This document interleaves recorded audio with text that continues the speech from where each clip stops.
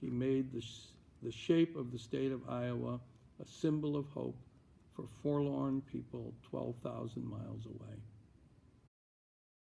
Beginning in 1975, Iowa's Governor Robert D. Ray took a humanitarian stand to save and relocate Vietnamese refugees caught in the crossfire of the Vietnam War to the state of Iowa. Over the next decade, Governor Ray and his staff worked tirelessly to bring these suffering refugees to Iowa. Ray faced criticism but stood his ground to provide new homes, new jobs, and renewed hope for the Vietnamese who were desperate for a new life.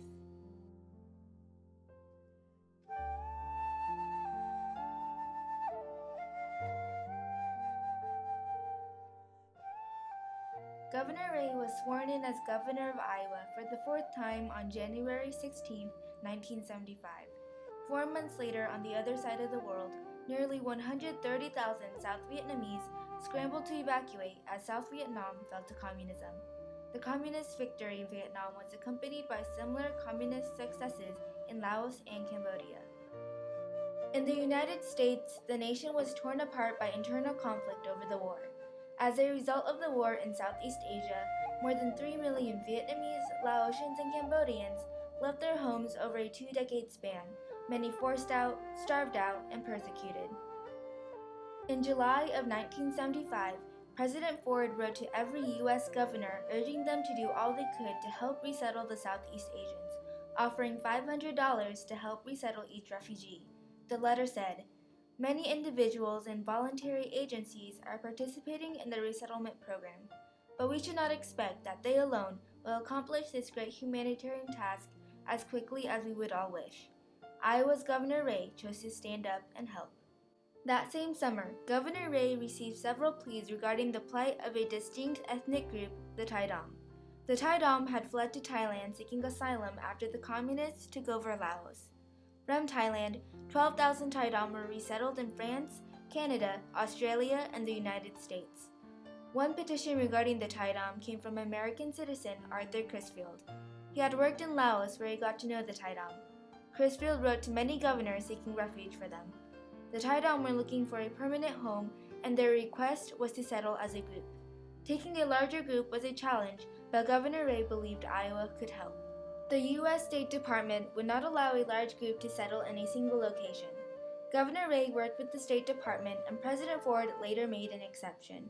Governor Ray ignored popular opposition and opened his state's doors to Vietnamese refugees. Later that summer, the decision to resettle the Tai Dam was officially made. The first group of Tai Dam arrived in late October 1975. Iowa was officially in the refugee business. Led and encouraged by Governor Robert D. Ray, the citizens of Iowa sponsored 1,400 Tai Dam. When President Carter and Vice President Mondale arrived at the Oval Office on January 20, 1977, Vietnam was still in the news.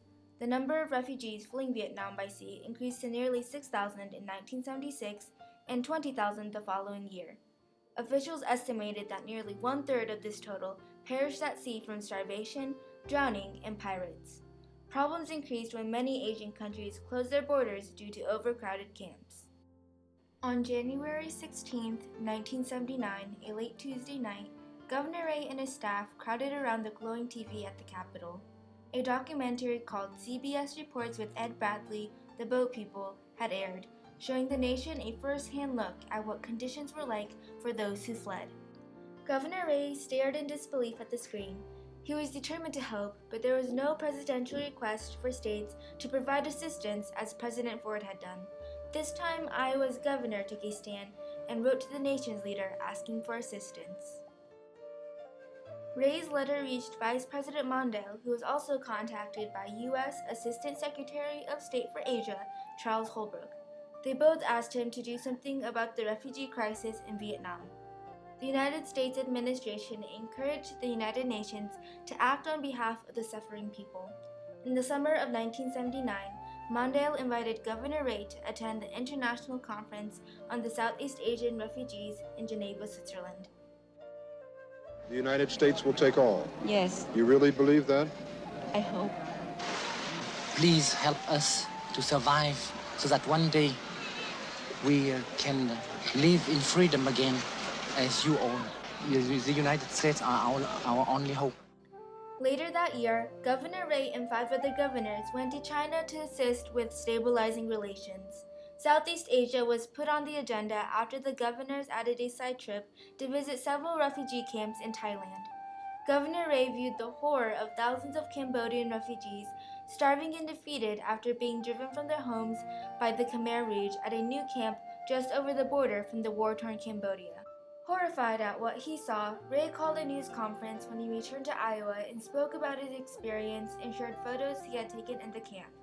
Ray declared that Iowa would take 1,500 more refugees, and Colleen Shear, director of the Iowa Refugee Service Center, worked tirelessly to assist an additional 200 refugees to Iowa, who are known as the Boat People. Iowa's compassionate people stepped up to be sponsors, provided financial assistance, and helped with job training.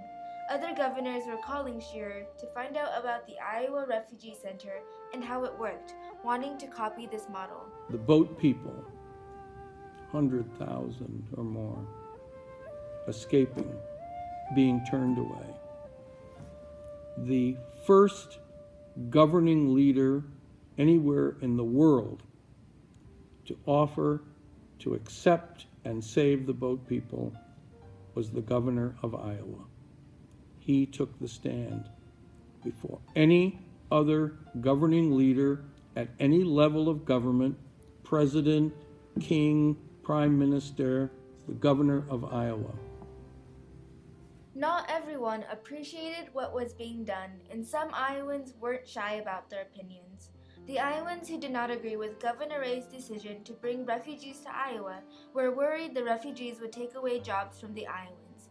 Despite the public opinion, Governor Ray never wavered from his commitment to the program because he felt it was the moral thing to do. He didn't have to do it. He didn't have to. 49 other governors, they didn't say anything. But he stepped up to say something about it.